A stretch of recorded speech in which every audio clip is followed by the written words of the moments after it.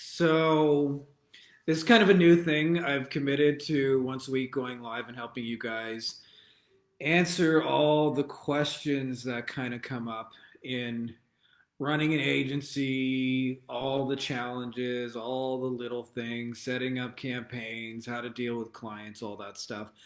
I have two little babies, so the times probably are not going to be exact and precise. So a lot of these are questions that I've got in private messages, or people have reached out and posted in the group or whatever, or in other groups that I own.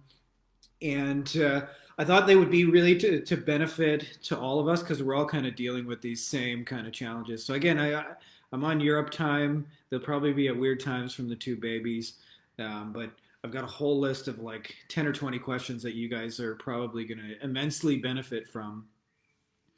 So before I do, I just want to tell you guys about a new offer, and this is for you if you're actually having success, you're getting clients right now. When you get to that point, your big challenge is twofold. One is getting clients right away, usually in the first 48 to 72 hours. If you do that, hey, what's up, Jennifer? Um, if you get clients results like right away, like your life gets so much easier. They'll even often ask you, how can I give you more money?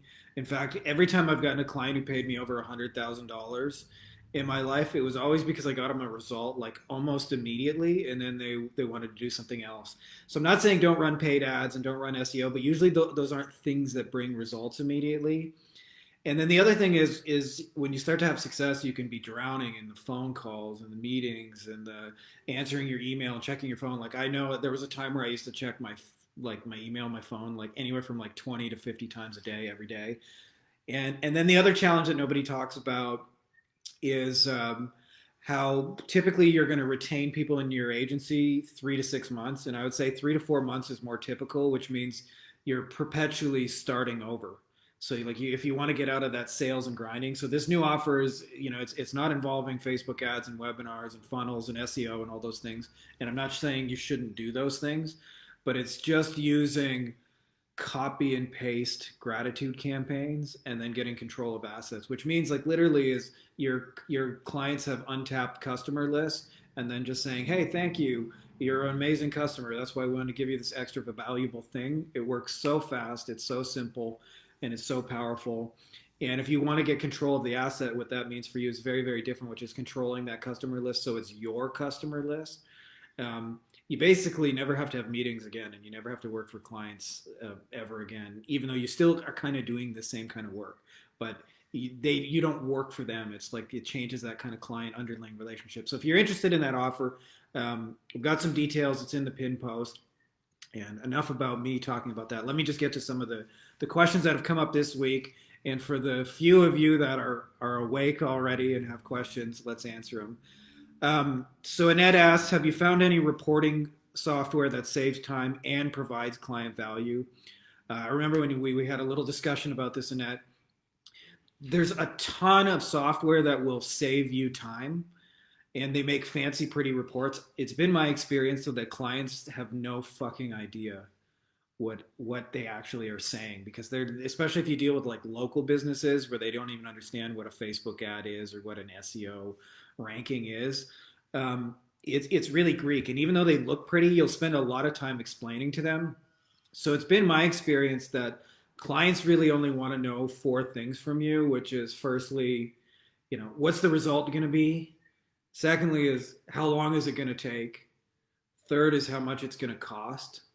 And secondly is how often are we going to communicate? So when you nail those four things, the results, the time, the cost, and the communication, and the more specific you can be, you can do it really quick. And I stole this idea actually from a friend of mine who has like a $3 or $4 million a year Facebook ad agency. They're at the point now where they're charging like $7,500 a month per client.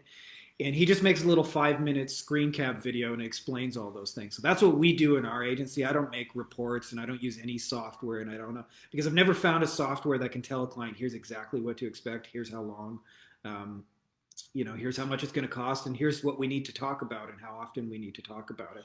So the more you can like do those things in advance, hey, like you're going to get a Facebook ads bill. They usually charge you when you hit 25, $50. Then again, it might be at a couple $100. We're going to spend 1,000 total this month. We expect to get, leads for this price. We're going to talk about this. The more you like take the mystery out of them, the more you'll find it's really easy. And all you got to use is like free software in Loom and make a little 5-minute screen cap video. Most of the software takes 5 minutes anyway, and then you're going to end up explaining it to clients anyway.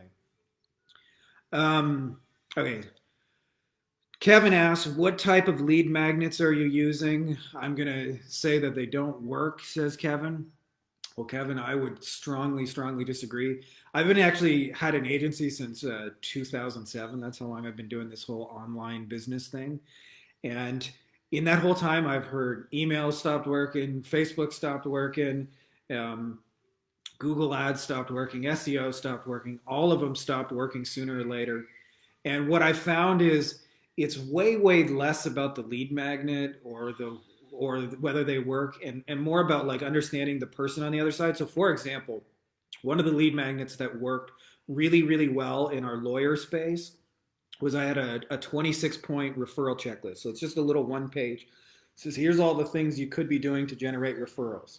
And this came up because lawyers would tell me they get like 80, 90% of their business from referrals, but they have no control over it. They have no idea how to do it intentionally. They have no idea what they're doing in general. They're, nice people, but terrible business people. And so when we would give them this one-page checklist, it worked like gangbusters. But it's not because it's the principle of a lead magnet. It's because it was something very, very useful to them. So the simplest way to make your lead magnets work, if you're having a difficulty with them and your clients aren't signing up for them, or your potential clients, so the people you're trying to market to, it usually means you're thinking too hard about how can I get somebody on my email list, and not enough about like what would be a valuable piece to move them in the right direction.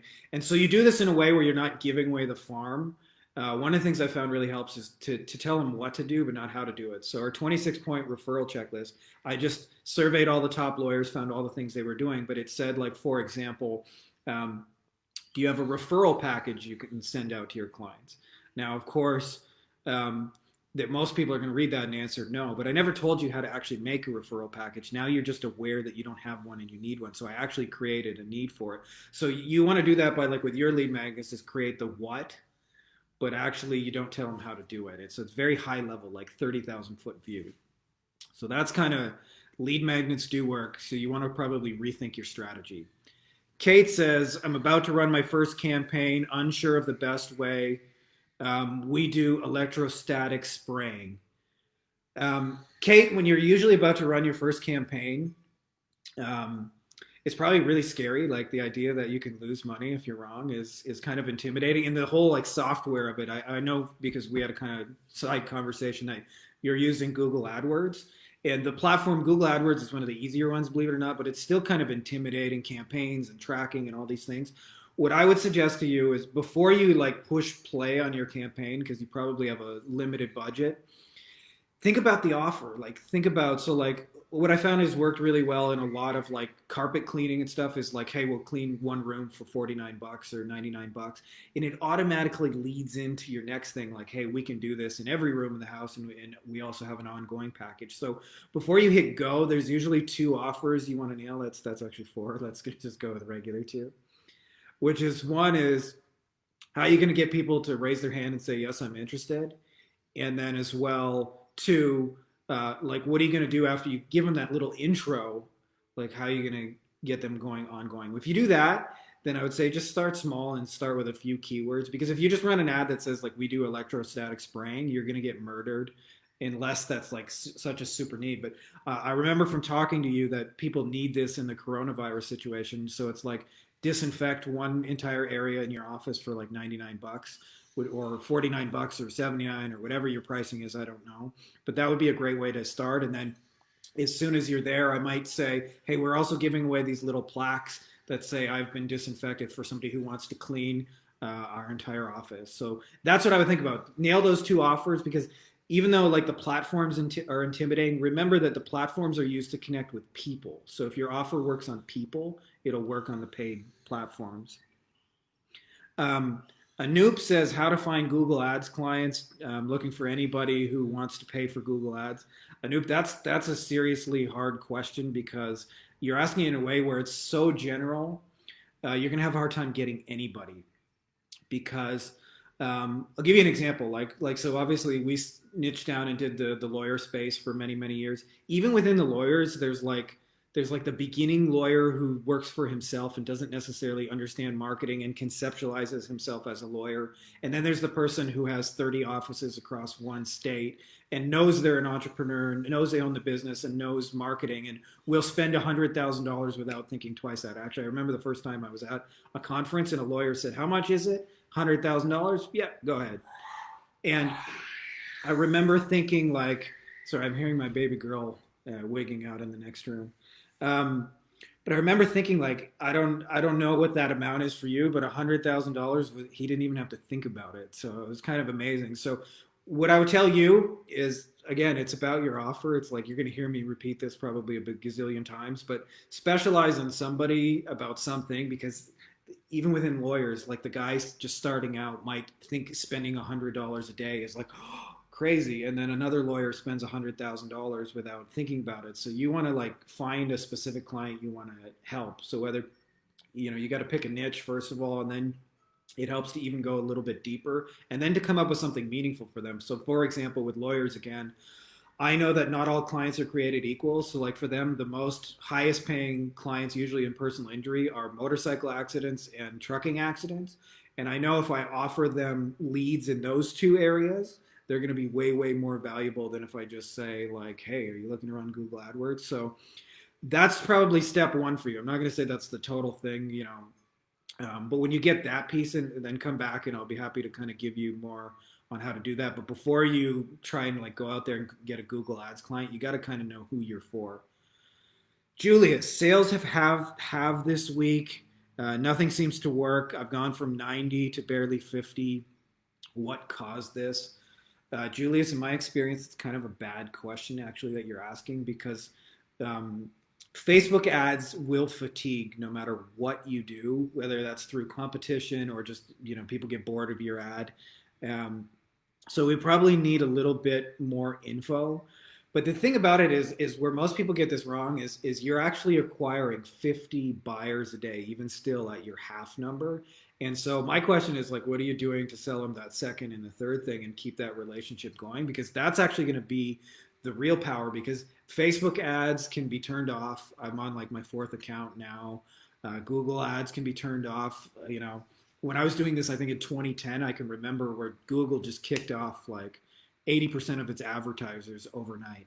And those kind of things, by the way, can happen. So if you don't want to see your like sales cut in half and be 100% dependent on Facebook or Google or your webinar, is start looking at step two in that relationship, because you it's almost like you have an apple, you took one bite of it, now you're throwing the apple away. So before you do that, um, look into what is step two and step three. Now, having said that, if you do post your ad, or if you want to send me a link, I'll be happy to go into more detail. But there's a lot of things that can go wrong. Your ad could have fatigued. Your audience could have been too small. Your product could just be not so sexy anymore. It's hard to say without having that info.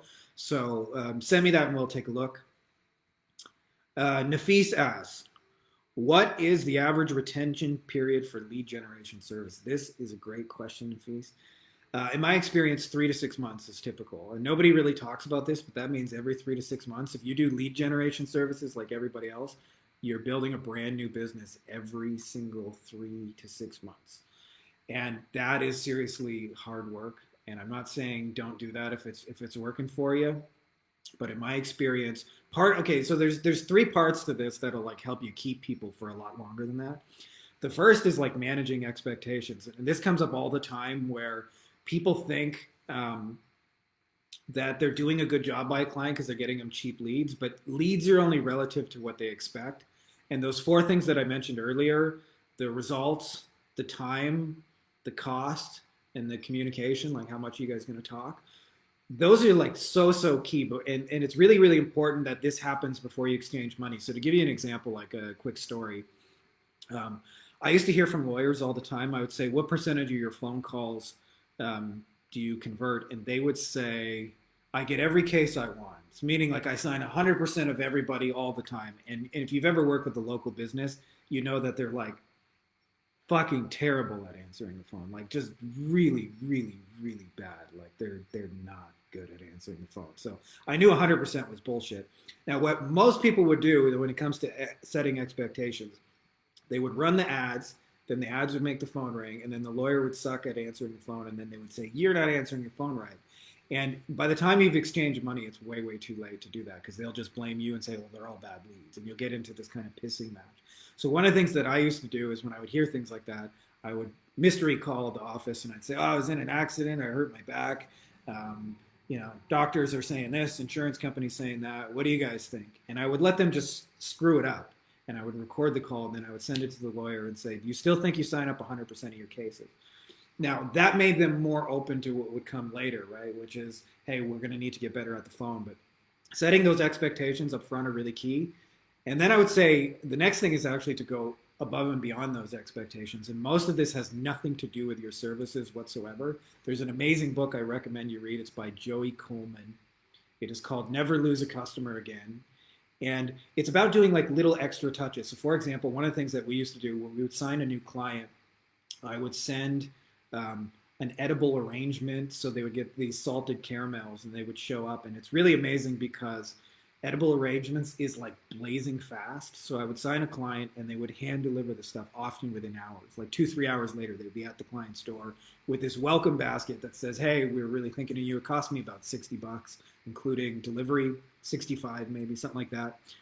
And those little touches are the things that make people stay longer, not your actual lead generation. It's the things you do above and beyond to show them you care about them as a person. So if you're like most agencies, they pay you for some leads, you send them a report every month, and you try and do that as long as you can, mixed in with some meetings and phone calls. But the little extra things you do go a long way. So like another example, I had a client recently. I'm just going to switch here because I realize I'm running out of battery. So the client posted on Facebook that they were so busy, they haven't had time to care about their dogs. And I remember thinking, oh, that's kind of sad. And I sent them on Amazon some dog food. Like it was like a big thing of dog food. It cost, I don't know, $10. Sorry, I'm just plugging in so we don't lose the feed. So anyways, I sent her a little note. This is a little makeup present. Of course, when you do that, like people are stoked. And you'll end up keeping a client longer with $12 worth of dog food than you will actually delivering great results. I know it's backwards, and most people don't understand this. And then the last thing I'm going to say is your offer. The more your agency offers like a Me Too service, which is like I do Facebook ads for money or I do SEO for money, the harder it's going to be. But for example, if you just specialize, like I mentioned, the person doing motorcycle leads or the person doing trucking leads, they're going to have a harder time firing you in that scenario. So you want to make yourself like really unique to the point where it's hard to fire you. And what you'll find is you'll have 10-year clients, and then you don't have to like rebuild your agency just over and over and over, which frankly kind of sucks. So those are the three things I would say. Get good at setting expectations, get good at exceeding them, and then like make your offer like different. Okay. So Julian asks, what kind of guarantee and how do you structure it? Little word of caution about guarantees. They do work, by the way. A friend of mine named Peter, who's in this group, built the largest Facebook ad agency in all of Europe. Really amazing dude. And one of the things is he was the first person on Facebook ads to offer a guarantee, and that really made him like stand out from everybody else. Guarantees are as good as what everybody else in your niche is doing. So for him, he was the first one to do it, and that made him stand out because everybody else considered Facebook ad services really risky, and he kind of de-risked it. Now, say you're working with dentists and nobody else offers a guarantee, then you're sitting on gold. But if you're the 37th person to offer a guarantee, it will literally mean nothing at all. So it's really, really important that if you're going to be a guarantee, I would say be the first one to offer it or not at all. Now, what most people fear with a guarantee is like what happens when they ask for that dreaded refund, and it will happen. But less than you think, by the way. Usually I find about like 5% of people will ask for refunds. but you'll make like 2 to 5 times as many sales from it from people who are just afraid of the risk. I don't know you, that kind of thing. And so my experience is like is 2 to 5 times sales, 5% more refunds. But you got to be willing to understand that you will get refunds. So that's kind of how I've structured it. I'm not saying that's the only way, but that's the best answer I can give you on that. Daniel, how has COVID affected your CPC?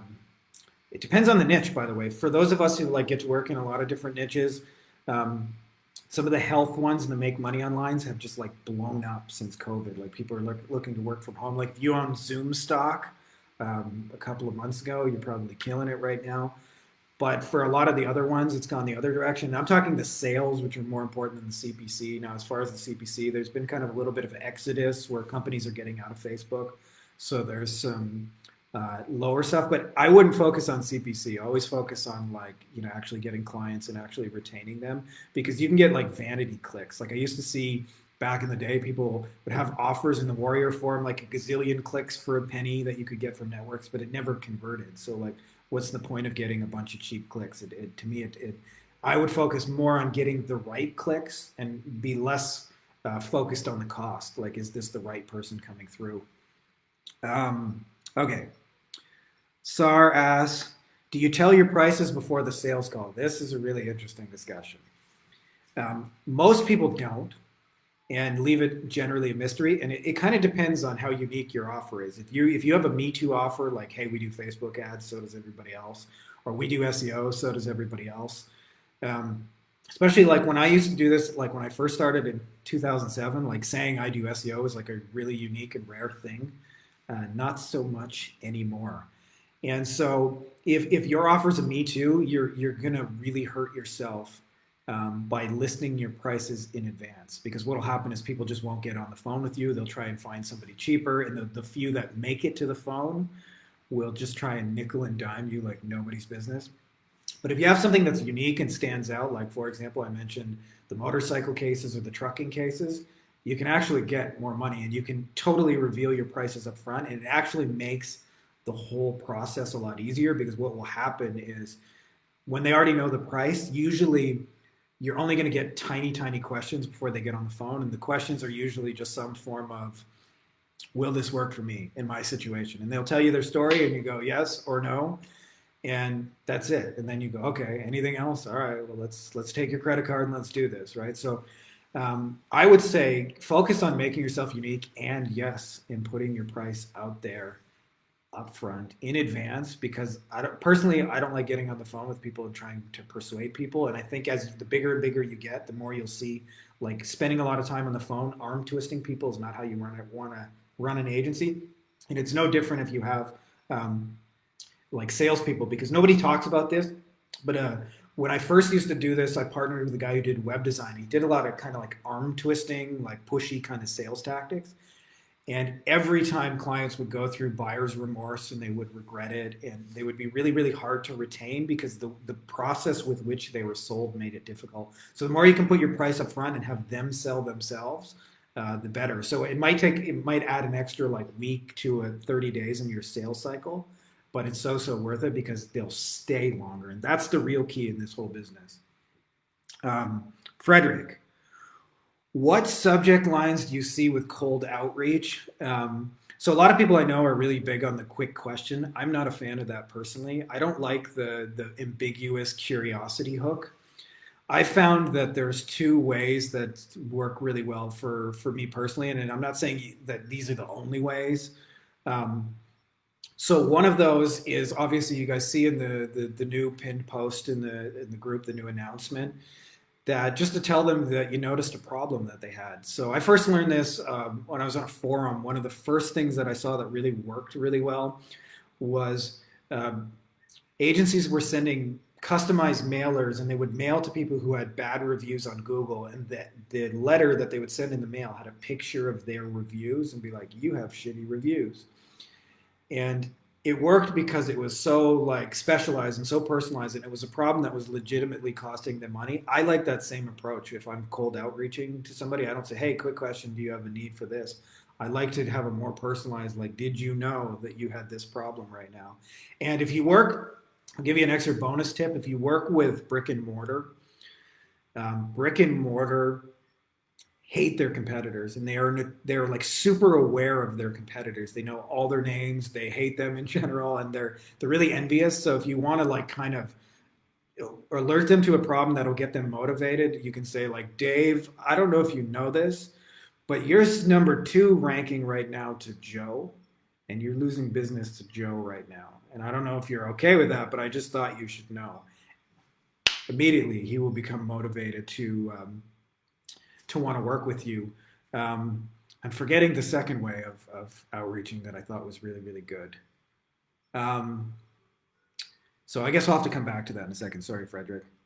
Veronica says, I sent out a proposal. Client hasn't opened it. It's the deadline day. What do I text? What do I call?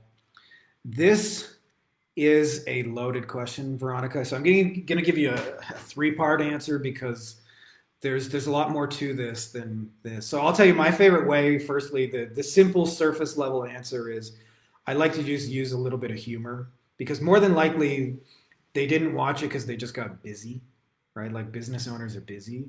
So what I would do first of all is just say, I use some form of humor. Like I'll say, like I'll use a Lassie reference and say, hey, if you got stuck in a well, send your dog to bark twice. Haha, just kidding. No, you're busy. Just wanted to give you a little friendly reminder. Or you can do like I've done the, hey, I haven't heard from you. If you got kidnapped by aliens, send me a help message because I don't want you to find out what they use with the ray gun. Haha, just kidding. I know you're just busy. So you can use some kind of humor and just give them a little gentle nudge.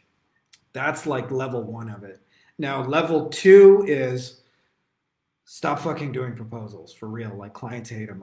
It took me years to realize I would like you, and we had a little talk about this privately, but this is to the benefit of everybody else as well. I used to agonize over making these long customized proposals showing what we would do and the plan, and clients never read them. And often they would do this to kind of like put you off. So they're like, you know, shopping around three different companies. They don't want to make a decision yet. Send me all your proposals. I'll look at them all at once, all at the same time. And they're mostly just going to scan it, look at the price, especially if you have a Me Too offer.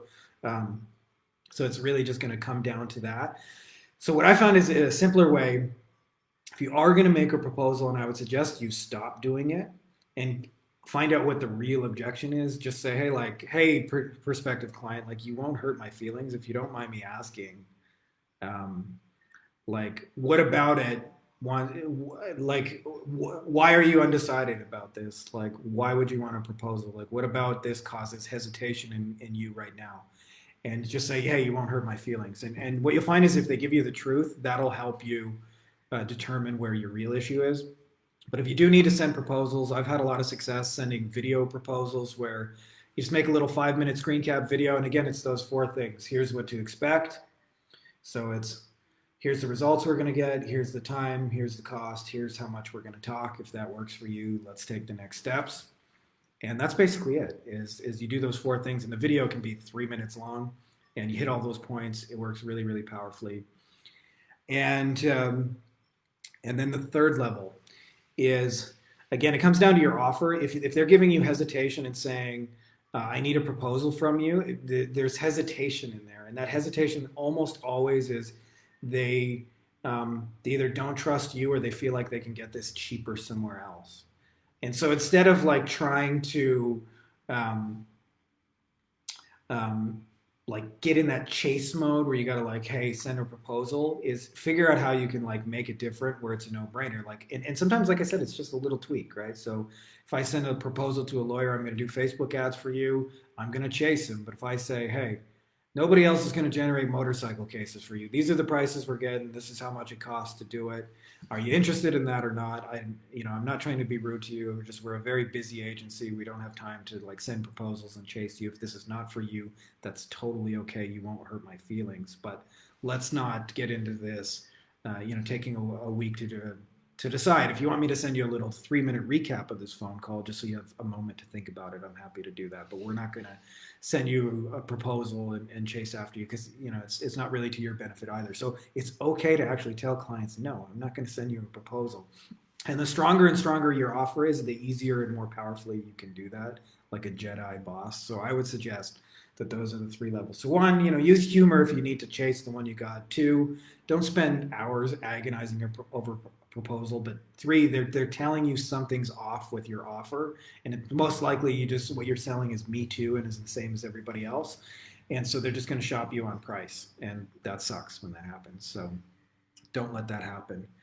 Um, and yeah, so I guess those are all the questions I have for this week. If you guys have any you want to see again next week, you can either send those privately and then I'll answer them in a video or post them in the group. And I would love to hear your distinctions, your ideas. And if you have any questions about your specific agency, especially because it'll benefit other people in the group, go ahead and do that. And again, I just want to, before I head out, mention again that we have this new offer. If you're getting success and you want to actually get assets, so you get out all the meetings and phone calls and reporting and chasing clients and having them leave after 3 to 6 months. Because when you control the asset, meaning when you control the customer list, it works for you for like 10 straight years, 20 years, 30 years. You don't have to like start over every 3 to 6 months. And there's a real wisdom to having assets that accumulate. I call it the 30-year wealth shortcut, which I stole from one of my mentors.